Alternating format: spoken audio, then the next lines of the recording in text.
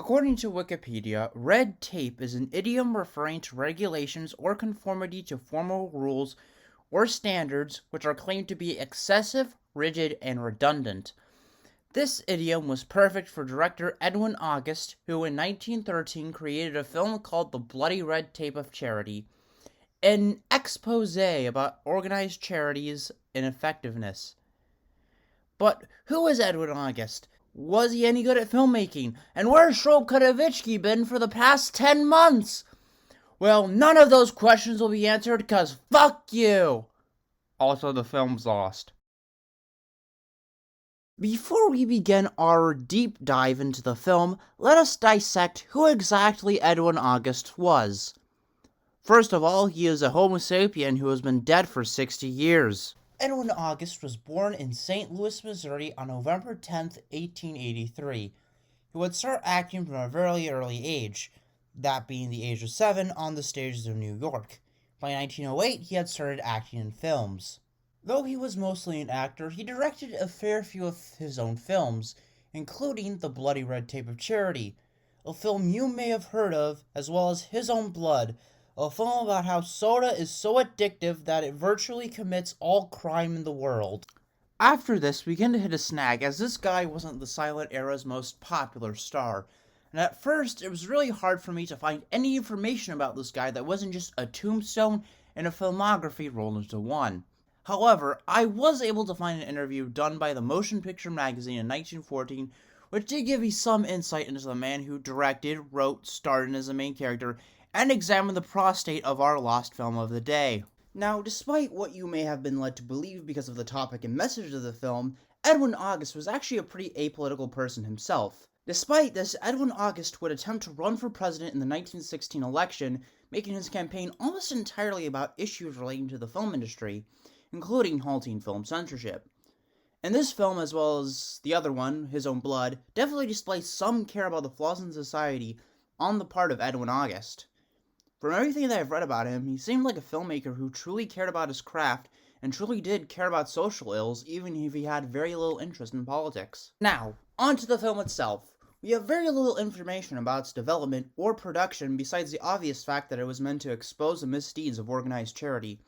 However, given the era when it was produced, I imagine that even God himself wouldn't have much to say. 40 movies in 1920 equates to 2 weeks of work. Yeah, because they This movie's called Man Drops Potato. yeah, and there was like shooting like 10 movies at the same time in the same room. No sound. He's got 6 cigars in his mouth. He's operating 7 different cameras. Even the cast and crew is mysterious, with the only exception being the producer, Pat Powers. And even though this hasn't been confirmed, it is highly probable that Lon Chaney was in the film due to the only surviving still from this film showing off a man who resembled Chaney. Though the film may be lost, a good chunk of the marketing has survived. From these remains, we have been able to piece together quite a lot about this film, including the plot, which was detailed in a magazine called Moving Picture News, in an issue released on July 5th, 1913. Now I will read you the plot summary found in the aforementioned publication. Charity, through excessive organization, often defeats its own purpose. William Weldon, a telegraph lineman, is the father of a large family that finds it a hard struggle to make ends meet on his small wages. By a fall from a telegraph pole one afternoon, he sustained injuries which force a layoff after several weeks. His family is left destitute and after a time seek aid from various charity organizations. In each case, the organization promises to make a full investigation and do what they can, but by the time all the red tape and rules are complied with, the family would starve. In the meantime, Mark's a gentleman thief who has a secret retreat in the same building which the Weldon family live, meets with the invalid daughter, Alice Weldon. She tells him of the family's condition and Mark's endeavors to aid her. Although at the time he is out of ready cash himself, taking desperate measures, he holds up a doctor and forces him to attend to Weldon. Then in company with the female leader of the gang, he attends the charity ball. There he makes a haul, plucking jewelry and trinkets from everyone with whom he comes into contact. He pawns the stolen articles and uses the money to help the Weldons. After the family has recovered, through Marx's aid, the charity organizations finally send a few dollars and a skimpy supply of food. Marx decides to reform. In fact, his reformation has been intended for some time, and his last job was the only outcome of his desire to do a worthy charity. He goes to the police, declares himself, and surrenders, marks his sentence, and while sitting in his cell, a vision of Alice appears before him, repaying him for his sacrifice and charity. A common similarity between this and other promotional materials was the focus on the propagandistic elements of the film, as that was treated as the main gimmick, to use a more modern terminology, of the film. With this marketing, the film finally released on September 22nd, 1913. To say that I know anything about this film's financial success would be a lie, as I have been unable to find any information about how this film did at the box office. Regardless of its financial success, the film probably wouldn't have had a second showing, and if a copy of it did survive, it most likely would have been destroyed in the 1960s when Universal Studios intentionally destroyed all of their silent films. Yes, they did that.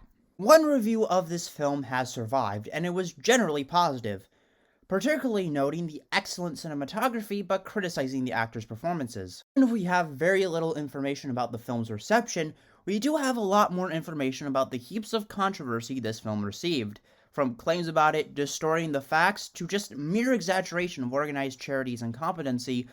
All around, a lot of people didn't like it. Oh boy, this is such an interesting topic. I can't wait to flip over the page to get more information.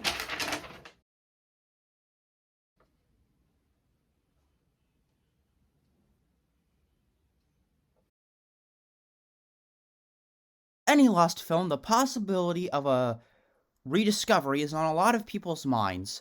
However, I find this possibility to be unlikely due to a number of reasons that are mainly involved with the flammability of nitrate film and things going boom.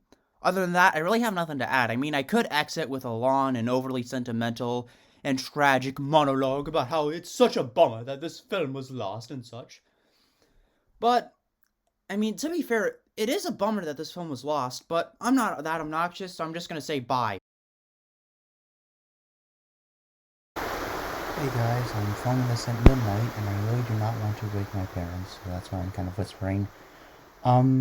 As you've seen, I've kind of been using the same background footage a while, so, if you guys would like to recommend me some, other background footage, that'd be really nice. Also, just to guys let you know, the sources are linked in the description, so, yeah. Also, my Instagram, and a current ARG that I've actually been working on called the Infernal Germany Museum. So it's a pretty interesting thing.